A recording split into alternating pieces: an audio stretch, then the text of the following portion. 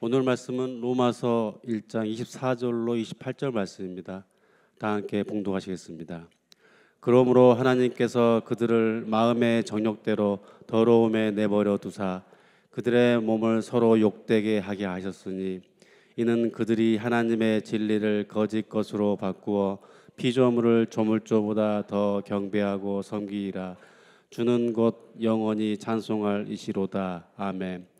이 때문에 하나님께서 그들을 부끄러운 욕심에 내버려 두셨으니 곧 그들의 여자들도 순리대로 쓸 것을 바꾸어 영리로 쓰며 그와 같이 남자들도 순리대로 여자 쓰기를 버리고 서로 향하여 음욕이 부릴 듯하며 남자가 남자와 더불어 부끄러운 일을 행하여 그릇 때문에 상당한 보응을 그들 자신이 받았느니라. 또한 그들이 마음에 하나님 두기를 싫어하며 하나님께서 그들을 그 상실한 마음대로 내버려 두사 합당하지 못한 일을 하게 하셨으니 아멘. 하나님의 말씀입니다. 자, 오늘은 생명의 달 세 번째 시간, 파괴된 하나님의 창조 질서, 파괴된 하나님의 창조 질서라는 제목으로 말씀을 전합니다. 여러분이 우리 신촌교회 교우라면 저희가 기독교 대한감리회 소속인, 보통 감리교회라고 하는데 감리교회 소속인 신촌교회라는 것을 아실 겁니다. 감리교회는 웨슬리 목사님을 통해서 시작이 되었다고 우리가 얘기를 하죠. 웨슬리 목사님은 사실 처음에 성공의 목사님이셨어요.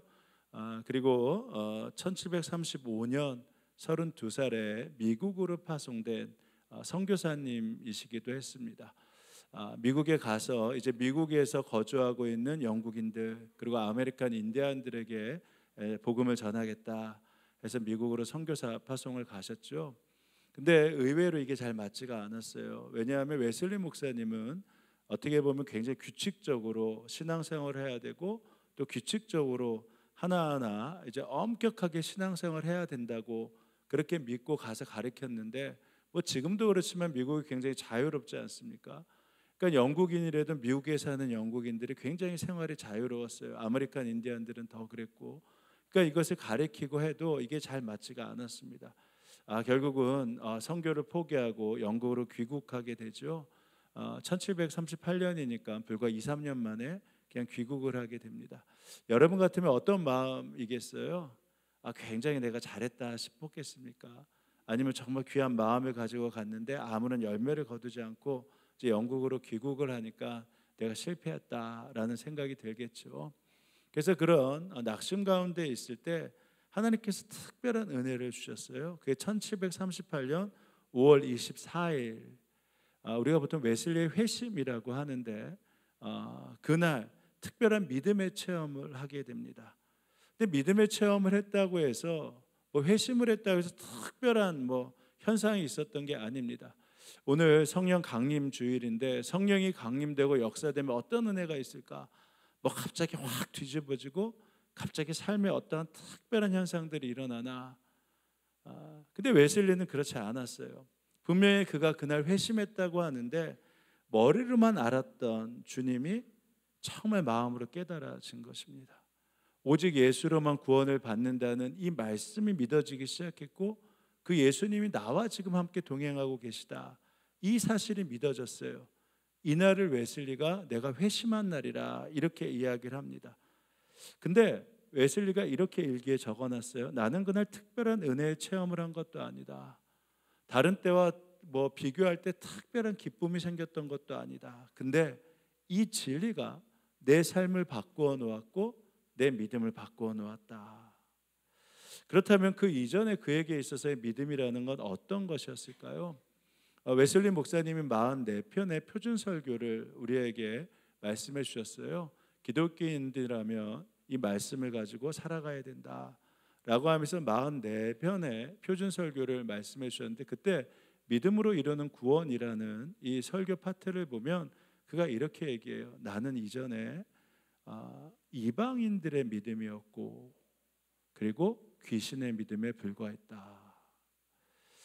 이방인이라고 한다면 지금 뭐 우리로 하면 타 종교 이교도들이라고 얘기하는데 이교도들의 믿음이었다. 이전에 그게 무엇이냐?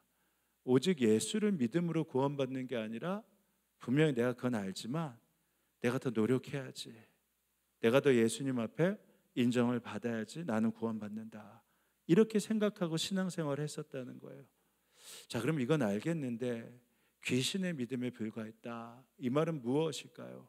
그렇다면 여기에 우리가 질문해 볼 수 있죠. 그럼 귀신도 믿음이 있나? 그가 이렇게까지 얘기해요. 이교도의 믿음보다 귀신의 믿음이 더 좋았다. 이게 잘 해석을 해야 됩니다. 잘 들으세요. 이 말이 무슨 말인가? 타 종교인들이 하나님이 존재한다는 걸 믿을까요? 타 종교인들이 예수님이 존재하신다는 걸 믿을까요? 아니요. 타 종교인들은 자기의 신을 믿습니다. 근데 귀신은요, 하나님이 살아계심을 믿을까요? 예수님이 존재하심을 믿을까요? 귀신은 믿어요. 귀신은 믿어요. 귀신은 하나님이 유일하신 하나님입니다, 이 사실을 그냥 찰떡같이 믿고 있습니다.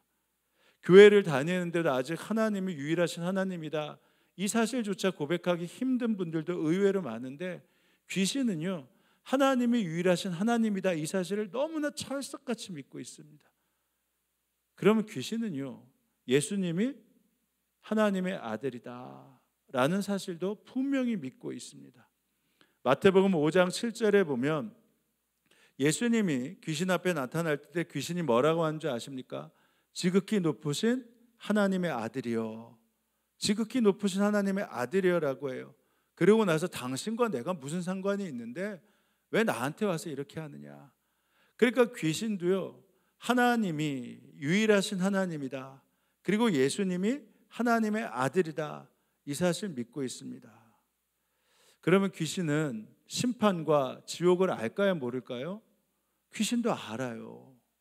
누가복음 8장 31절에 보면 귀신이 예수님한테 뭐라고 했습니까? 나를 절대 무저갱에 넣지 말아 주십시오, 나를 절대 지옥불에 던지지 마십시오라고 강청하는 내용들이 나옵니다. 귀신이 예수님께 간구했을 때, 지옥에 들어가지 않게 해주세요 간구했을 때 귀신에게 그럼 마귀대로 들어가라 라는 내용이 누가복음에 나오지 않습니까? 그러니까 귀신도요, 천국과 지옥을 알아요. 심판을 압니다. 그래서 귀신은 지식적인 믿음을 가진 것이 아니라 감정적인 믿음이 있어요. 두려워 떠는 모습들이 계속 나타납니다. 하나님을 믿고 떠느니라.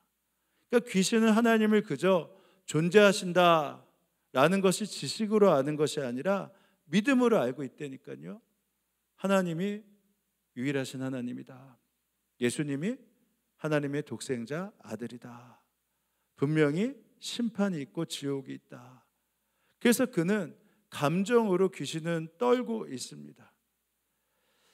그러니까 여러분, 내가 하나님을 믿는다라고 했을 때 의외로 이교도들의 믿음처럼 내가 열심히 해야지 구원을 받는다, 그러니까 분명히 예수로만 구원받는다는 것이 아니라 그래도 내가 무엇인가 열심히 해야지 라는 믿음으로 신앙생활 하시는 분도 있고, 어떻게 보면 귀신처럼 그냥 하나님이 유일하신 하나님이다, 예수님이 하나님의 독생자 아들이다, 그리고 분명히 천국과 지옥이 있다, 그것들을 지식적으로 믿는 분들도 계십니다. 근데 웨슬리가 1738년 5월 24일 나의 믿음이 새롭게 시작되었다라는 그 이유가 무엇입니까? 자신이 선교사로까지 나갔지만 그렇게 믿었다는 거예요. 하나님을 위해서 좀 더 열심히 해야지, 그래야지 하나님의 축복도 받고 내가 구원에 이를 수 있지. 분명히 하나님이 유일하신 하나님이고 예수님이 독생자 예수고 천국과 지옥이 있지, 이렇게 믿는 수준으로 신앙생활을 했다는 겁니다. 근데 그날 예수님이 정말 유일하신 독생자다, 그분이 나의 죄를 사하시고 그분만이 나의 유일하신 구원자이다, 구원은 그분을 믿음으로 말미암아 이루어진다라는 이 사실이 진짜로 믿어진 거예요.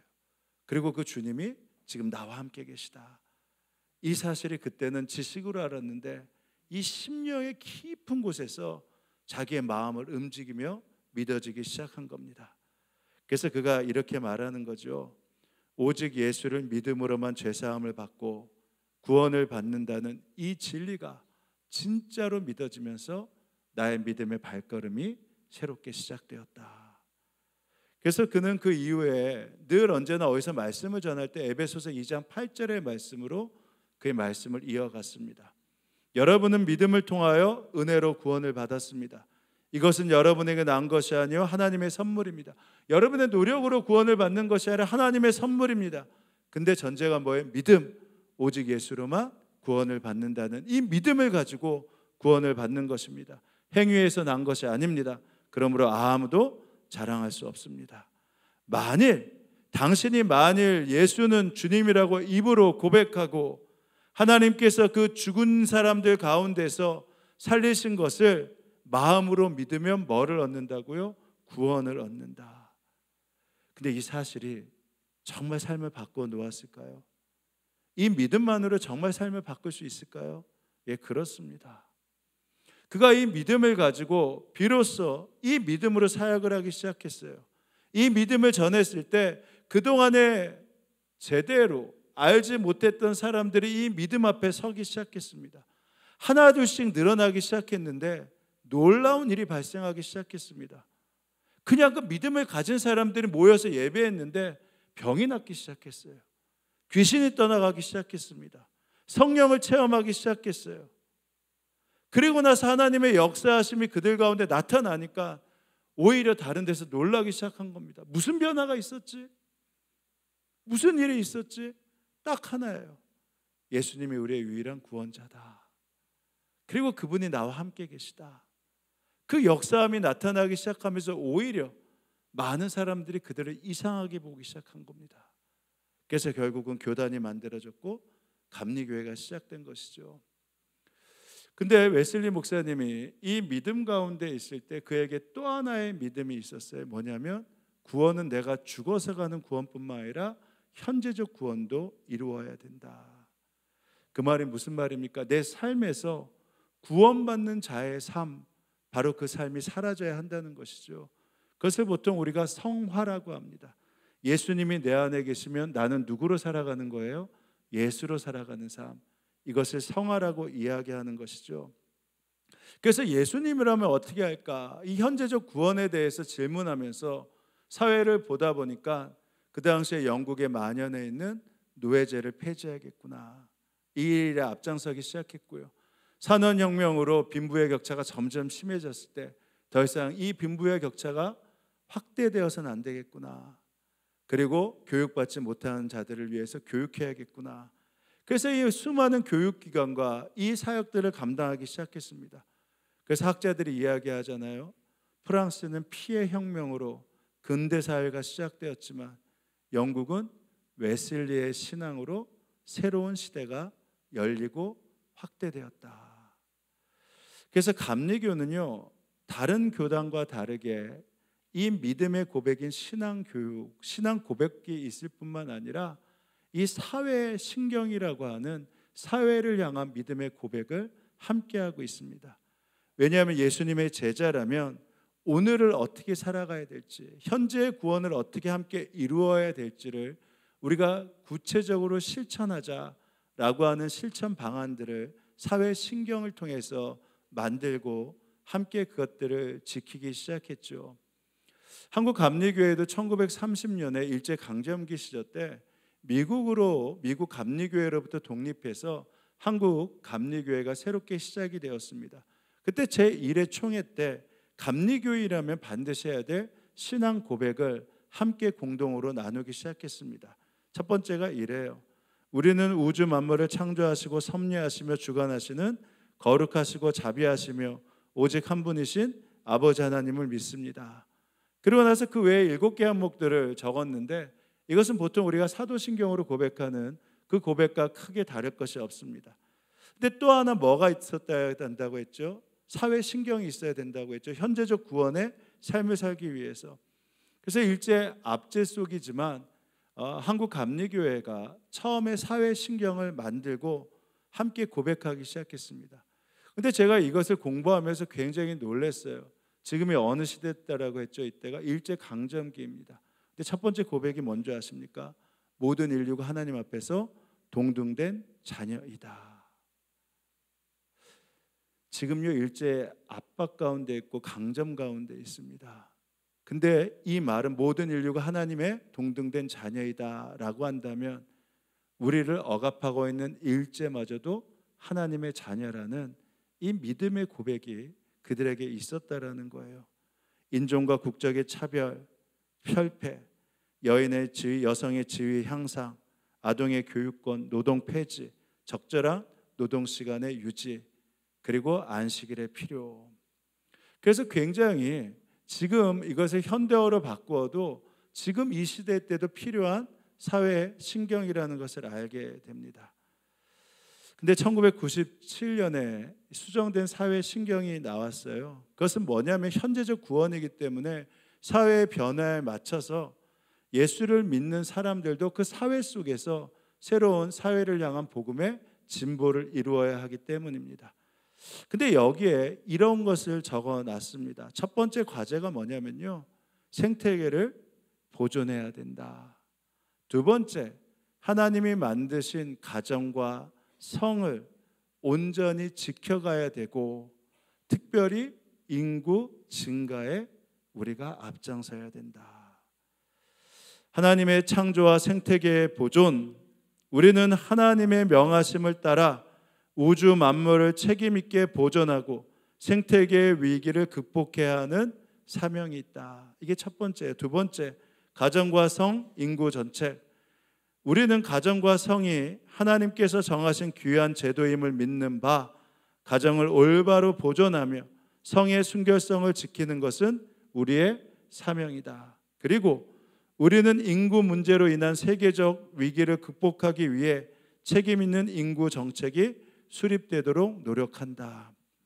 1997년이니까 27년 전에 사회신경을 함께 고백한 것인데요, 지금 대두되고 있는 환경의 문제, 동성애를 통한 가정의 파괴, 그리고 인구 저하에 대한 대책들을 감리교인이라면, 그리스도인이라면 함께 이 문제를 고민하며 이것들을 새롭게 지키고 보존하는데 앞장서야 된다. 바로 이것을 사회신경으로 만들고 촉구한 것입니다. 그리고 그 외에 인권의 문제, 민주주의의 문제, 노동의 분배 정의의 문제, 복지사회, 생명공학과 의료의 윤리, 정의사회 실현, 평화통일, 이런 여러 가지 사회 신경을 함께 고백하며 믿음으로 나아가게 됐죠. 여러분, 정말 그렇습니다. 우리가 정말 구원받은 믿음이 있다면요, 현재적인 구원, 바로 이 사회에 대해서 절대 무관심해서는 안 되는 것입니다. 근데 오늘날 이 사회가 두 가지 정말 이 문제에 직면해 있지 않습니까? 오늘 본문에 보면 두려움으로 다가오는 말씀입니다. 하나님이 그들의 정욕대로 더러움에 그대로 내버려 두사, 부끄러운 욕심을 내버려 두사입니다. 그러므로 하나님께서는 사람들이 마음의 욕정대로 하도록 더러움에 그대로 내버려 두시니 서로의 몸을 욕되게 하였다. 사람들은 하나님의 진리를 거짓으로 바꾸어 창조주 대신에 피조물을 숭배하고 섬기게 하였다. 하나님은 영원히 찬송받으실 분이시다. 아멘. 이런 까닭에 하나님께서는 사람들을 부끄러운 정욕에 내버려 두셨습니다. 이유가 분명히 나와 있죠. 하나님의 진리를 거짓으로 바꾸었어요. 창조주를 찬양하는 것을 창조주보다 먼저 서로를 찬양하고 서로를 먼저 돕고 살리라는 것으로 이것들을 바꾸어 놨습니다. 이 순서만큼은 절대 바뀌어서는 안 되는 것이거든요. 사람을 먼저 숭배하는 것으로 바꾸어 놨어요.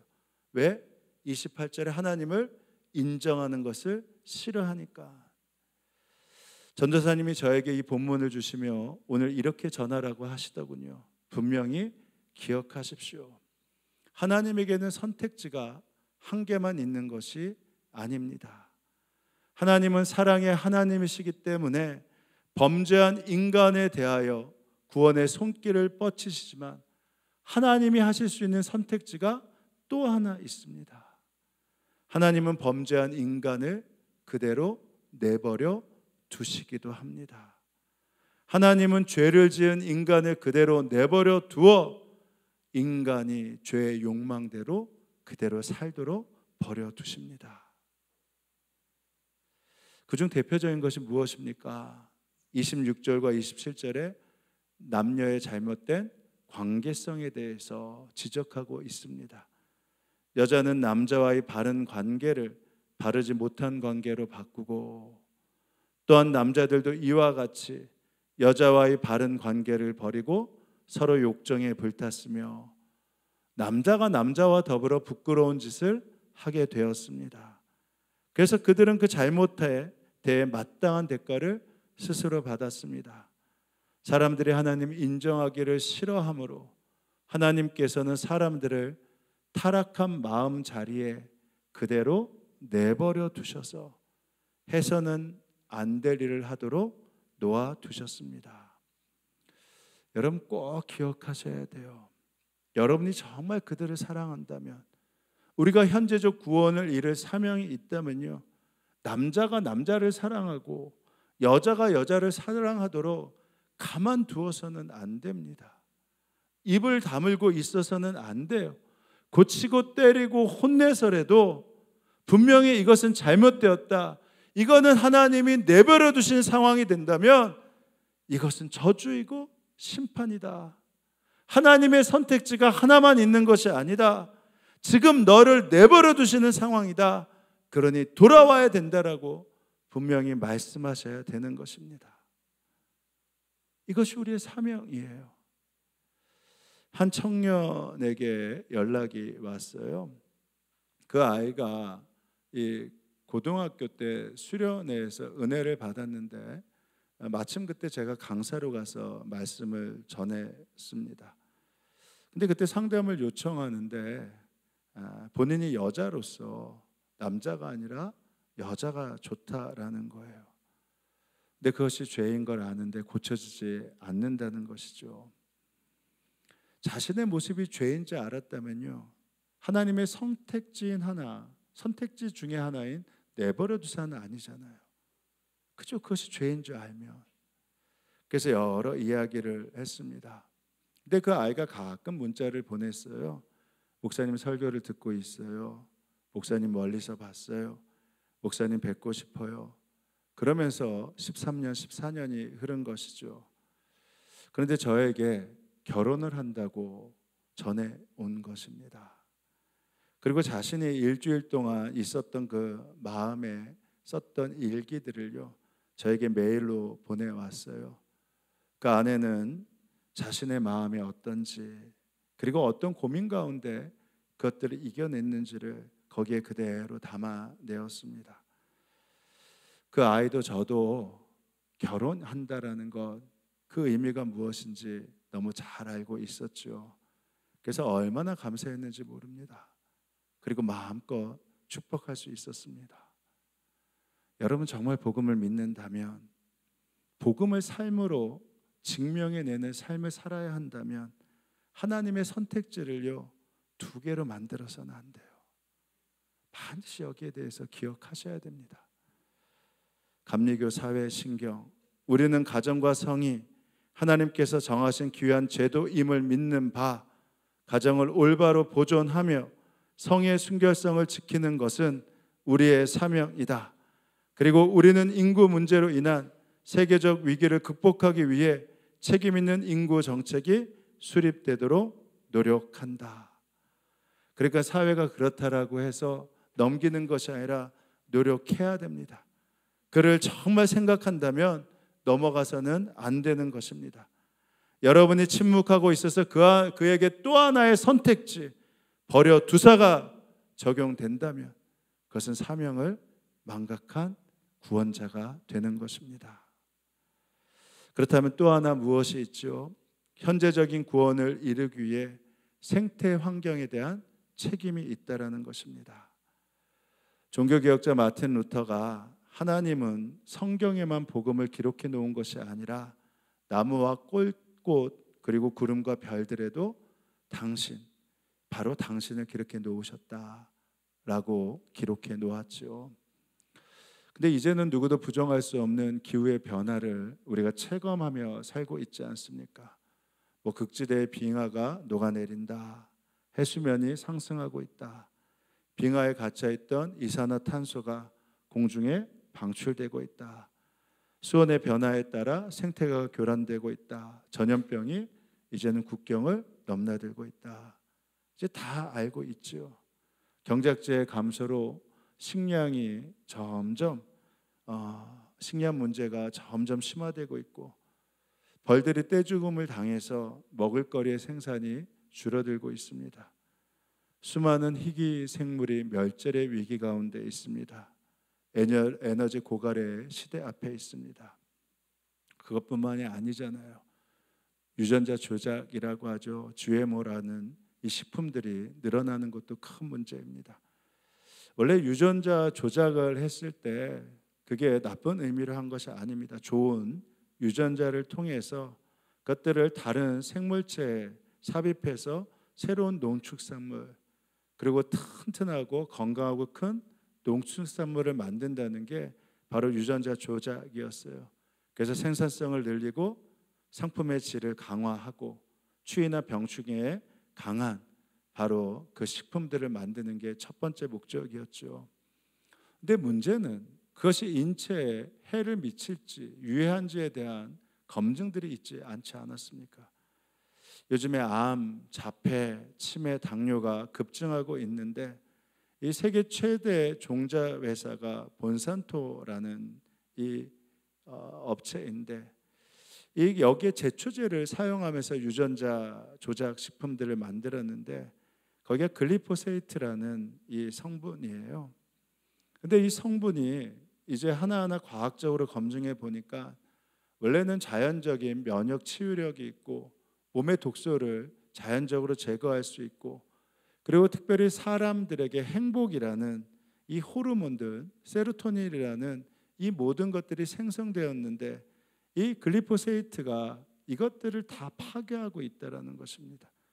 오히려 독소를 더 만들어내고 면역 시스템을 파괴하고, 그리고 행복이라는 이 호르몬들을 오히려 파괴하기 시작한 것이죠. 그래서 좋은 세균을 죽이면서 오히려 우울증을 만들어내고 이제 현대인의 질병들을 더 많이 생산해냈다라는 것입니다. 지금 식당이나 가정에서 콩기름, 카놀라유, 옥수수유, 맥당, 과당 대부분 유전자 조작의 콩이나 옥수수를 만들어낸 것 아니겠습니까? 그러니까 이렇게 생각하면 건강한 삶의 이 모습들 가능성이 점점 그냥 줄어들고 있다라는 것입니다. 게다가 우리나라는 어떻습니까? 코로나로 좀 주춤했지만 미세먼지가 한반도 전역을 뒤엎고 있는 심각한 지경에 이르지 않았습니까? 보통 우리가 중국에서 유입되는 황사다라고 이야기하지만 만만치 않게 우리나라에도 많은 문제들이 있죠. 그러면 경유차가 주범인가? 그럴 수도 있는데 나사에서 이 대한민국의 환경 문제의 주 원인이 뭐냐? 서해안 일대에 있었던 화력발전소가 그 주 원인 중에 하나다. 제가 밝힌 건 아니고요. 나사 연구팀이 그런 이야기를 하기도 했습니다. 그래서 2020년 통계를 보니까 OECD 38개 국가 중 삶의 질은 28위, 공동체의 안전은 37위, 일하는 시간과 삶의 균형은 36위. 근데 올해는 좀 작년에는 나아졌지만요, 그 당시에는 공기의 질은 꼴찌였어요. 그러니까 무엇보다 후손들에게 볼 면목이 없는 나라를 만들고 있다라는 것이죠. 우리가 놀다간 그 자리에 쌓였던 쓰레기 더미를요, 우리 후손들은 그것을 치우는데 전생애를 바쳐야 돼. 바로 그것으로 우리가 만들고 있다라는 것입니다. 인간의 편의를 위해 말명해 놓은 이 고안과 발명품들이 세상을 더 망쳐놓게 된 것이죠. 그래서 발베어트 불만이라는 학자는 창세기 1장을 풍자해서 이렇게 써 놓았습니다. 태초에 내가 봄에 모든 것이 좋고 좋았다. 근데 오늘날 내가 보니 만물이 나빠질 대로 나빠졌구나. 첫째 날 내가 낮에는 해로 밤에는 달과 별로 모든 것을 만들어냈지만 너희는 매연으로 나를 어둡게 했고 내온과 전기로 밤의 고요를 깨트렸다. 둘째 날 내가 마른 땅과 수면을 가르어 물을 주고 땅에 원기를 주었지만 너희들은 땅에 독소를 부어 개천과 호수와 그리고 바다를 오염시켰다. 셋째 날 내가 싹을 내어 온갖 식물이 풍성하게 자라도록 하였지만 너희는 산성비로 들판의 초목들을 죽게 만들었다. 넷째 날 내가 크고 작은 물고기와 온갖 새들을 지었으나 너희는 기름을 유출했고 고기의 때에 씨를 화학약품으로 그리고 나비와 노래하는 새들을 죽이고 말았구나. 다섯째 날 내가 뛰고 기는 만가지 짐승을 지었지만 너희는 못되게 그들을 서식지에 모아놓고 얼이 빠져 조롱거리로 만들어 놓았구나. 여섯째 날 내가 너희 인간 남녀들을 내 모습대로 지은 후 내 손에 모든 피조물들을 맡겼지만 너희는 무익한 청지기가 되어 오히려 그것들을 망치고 있구나. 이랬째 되는 날은 내가 쉬도록 또한 쉬도록 만들었지만 너희는 쾌락을 쫓고 노래를 탐닉하며 주말을 허비하고 나아가 사물에 대한 감각마저 잃었구나. 돌아오라 내 백성아, 이 대지가 나의 것인데 너희의 자손의 것이 되어야 하는데 이것을 망치고 있구나. 이것이 그의 풍자하는 글이었습니다. 그뿐만 아니라 박노의 시인도 그날이 오면 이라는 시에서 정말 두려움으로 우리에게 이 모든 내용들을 남겨줬지요. 그날이 오면 젊은이들 사이에서 나이 든 사람을 경멸하리다. 아이들의 목의 자원을 다 써버렸고 자식을 위해 남겨놓은 것은 병든 돼지뿐이다. 그날에 오면 젊은 세대는 부모를 증오하리라. 그들의 유산으로 남겨준 것은 콘크리트로 막아 죽인 갯벌과 강물과 쓰레기 더미로 썩어가는 바다와 들녘과 노후한 원자력과 핵 폐기물 덩어리뿐. 그날이 오면 어린이들은 어른들을 저주하리라. 농부와 토종 종자와 우애의 공동체를 다 망치고 깨끗한 물과 공기와 토양을 이토록 고갈시키고 막대한 빚더미만 떠넘긴 어른들을 더 이상 남겨둔 미래도 없이 삭막한 도시와 번쩍이는 기계 더미와 역습하는 기후와 복수하는 대지만 남겨준 어른들을 증오하며 공격하리라. 그날이 오면, 그날은 근데 분명히 오고 있잖아요. 두렵지만 부인할 수 없는 사실 아니겠습니까? 그럼 어떻게 해야 됩니까? 대안이 있냐고 사람들이 묻습니다. 근데 이 거대한 문명의 흐름을 바꿔놓겠다고 말할 수 있는 사람들 역시 없습니다. 근데 우리가 알잖아요. 하지만 할 수 있기에 어떤 일을 하는 것이 아니라 해야 할 일이기 때문에 해야 하는 것도 있습니다. 해야 할 일이기 때문에 해야 하는 것도 있는 것입니다. 한번 이 사진 한번 보세요. 이 사진이 매주 토요일마다 저희 성도들이 오셔서 교회 청소를 하십니다. 이제 참 감사한 일이죠. 그때 한 성도님이 쓰레기통 앞에서 뭐를 떼고 계세요. 보니까 이제 병과 플라스틱에 있는 이 라벨을 이 물에 불려가지고 하나하나 다 일일이 떼고 계신 것입니다. 왜 그러신가 여쭤봤더니 이 라벨의 스티커를 제거해야지만 재활용될 수 있어서 그 수고를 하고 계셨던 것입니다. 이게 작년 11월에 제가 참 감사해서 찍어놓은 사진이에요. 근데 지금도 그래요. 라벨지를 다 떼고 그리고 분류를 하고 그리고 가능하면 이 재사용을 할 수 있는 그 일들을 저희가 만들어가고 있습니다. 여러분, 우리가 사는 세상은요, 주님 안에서 서로 연결되어 있습니다. 그러니까 여기가 아프면요, 내가 아픈 것이고 내가 아프면 저희가 아픈 거예요. 내가 아프면 우리 주님이 아픈 것이고요, 주님이 아프면 내가 아프고 우리가 아픈 것이고, 그리고 함께 만들어져 있는 사회가 아픈 것입니다.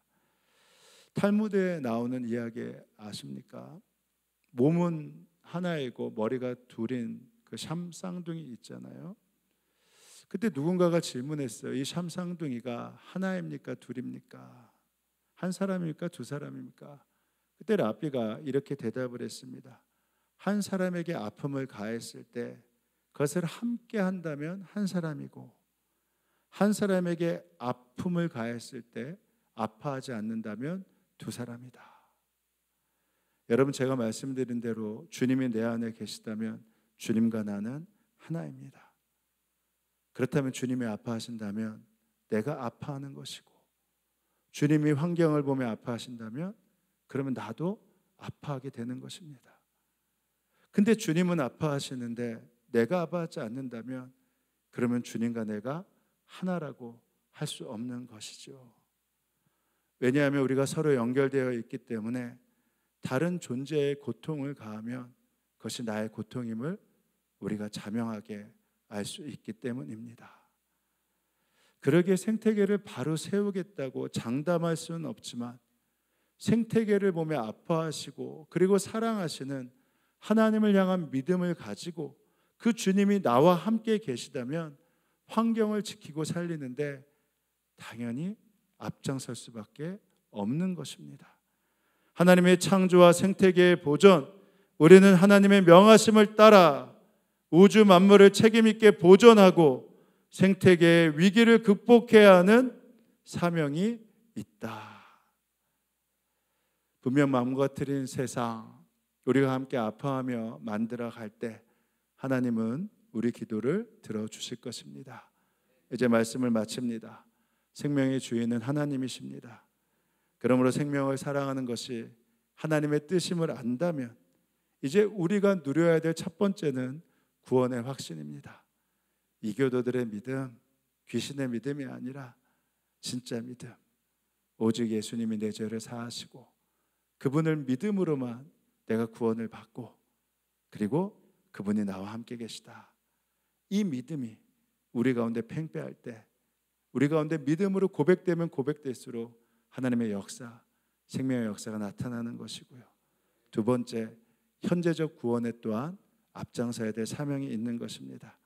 하나님의 또 다른 선택지, 내버려 두사가 되지 않도록 내 주위에 바로 무너진 창조 질서를 그대로 내버려 두지 않고 그것을 지키는 것이 사명임을 알고 나아가는 것이고요. 그리고 우리에게 복으로 주신 이 자연을 보존하는 데 앞장서는 것입니다. 왜냐하면 하나님이 우리에게 맡기셨다면 우리가 망가뜨렸지만 우리가 수선할 수 있는 기회도 여전히 우리에게 주시기 때문입니다. 하나님의 영이 불어오면 반드시 새로운 역사가 나타납니다.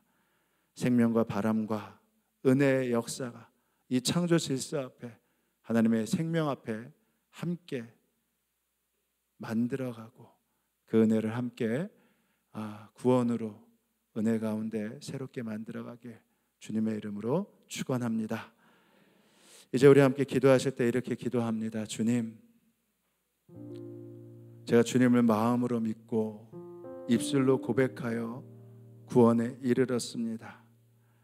이제 구원받은 사람답게 현재적인 구원을 이루어가게 하여 주옵소서. 주님의 선택지가 또 하나 있음을 이제는 믿음으로 거부하여 그들을 살리는 사명을 우리가 함께 이어가게 하시고, 주님이 사랑스럽게 보시는 이 자연을 이제 다시 한번 수선할 수 있는데 앞장서는 믿음의 은혜를 더하여 주옵소서. 우리 함께 이렇게 기도합니다. 하나님 아버지, 하나님께서 주신 은혜들을 저희가 함께 누리고 만들어 갑니다. 하나님, 주님을 마음으로 믿고 입술로 고백하여 구원의 이름을 압니다. 이제 구원받은 사람답게 삶을 통해 우리의 믿음을 입증하게 하여 주옵소서. 복음을 전하게 하시고 생명을 지키게 하시고 이 땅에 주님이 숲을 이룰 때까지 보존하는 데 앞장서게 하여 주옵소서. 이 시간 주님, 우리 가운데 주님 믿음의 구원들이 온전하여지길 원합니다. 주 예수 그리스도의 생명이 우리 가운데 가득하길 원합니다. 그리하여서 주님 우리의 개인의 구원뿐만 아니라 현재적 구원을 만들어가는 데 앞장서게 하시고 그 은혜와 축복들이 우리 가운데 가득할 수 있도록 주님 함께하여 주옵소서. 그래서 창조 질서를 회복하고 진의 은혜를 경험케 하여 주옵소서. 살아계신 주님, 주님이 생명의 주관자이시고 생명의 주인임을 믿습니다. 아들의 십자가를 통해 우리에게 생명을 주시고 구원을 주셨음을 저희가 믿습니다. 주님이 속죄의 복음을 통해 우리가 예수님의 생명책에 기록되어 있음을 믿사오니 믿는 자들에게는 죽음과 기쁨이라는 단어가 공존할 수 없고 실패와 감사라는 단어가 공존할 수 없지만 이제 우리에게 허락하신 그 믿음을 통해 죽음과 기쁨이라는 단어가 함께 기쁨으로 고백되게 하시고 실패와 감사를 함께 누릴 수 있도록 은혜 베풀어 주옵소서. 그리하여 이 놀라운 생명의 복음을 어디서나 전하게 하여 주옵소서. 또한 현재적 구원의 사명을 우리가 감당하며 완성하길 원합니다. 주님 우리에게 허락하신 이 생명의 복을 가지고 생명을 보존하는 일에 앞장서길 원합니다.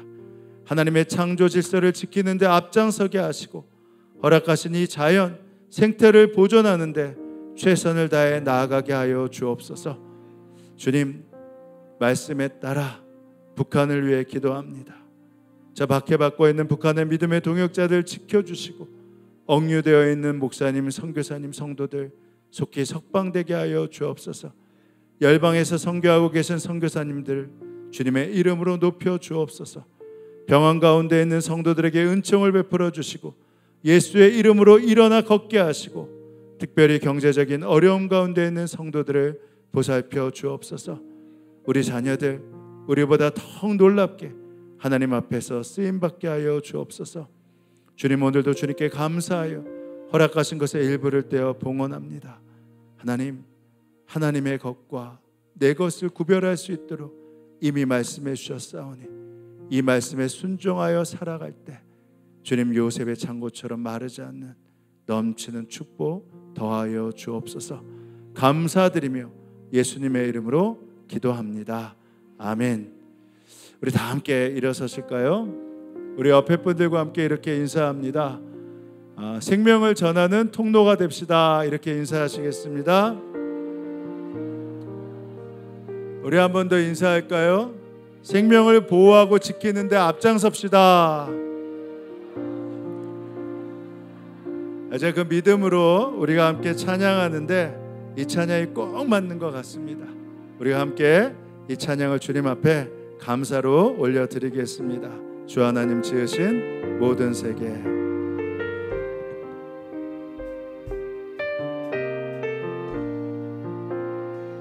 주 하나님 지으신 모든 세계 내 마음속에 그리워볼 때 하늘의 별 울려 퍼지는 내 성 주님의 우주에 찾네. 주님의 높고 주님의 높고 위대하심을 내 영혼이 찬양하네. 주님의 높고 위대하심을 내 영혼이 찬양하네. 주 하나님 독생자 아낌없이 우리를 위해 보내주셨네. 십자가에 피 흘려 죽으신 주 내 모든 죄를 구속하셨네. 함께 고백합니다. 주님의 높고 위대하심을 내 영혼이 찬양하네. 주님의 높고 위대하심을 내 영혼이 찬양하네.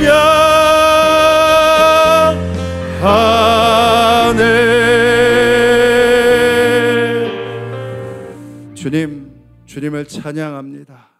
주님의 약속을 이루어 주옵소서. 지금은 성부, 성자, 성령 삼일체 하나님의 은혜와 약속이 이 예배에 참여한 성도들 머리머리 가운데, 그들의 일터와 가정 가운데 지금으로부터 영원히 함께하옵시기를 간절히 축원하옵나이다. 아멘.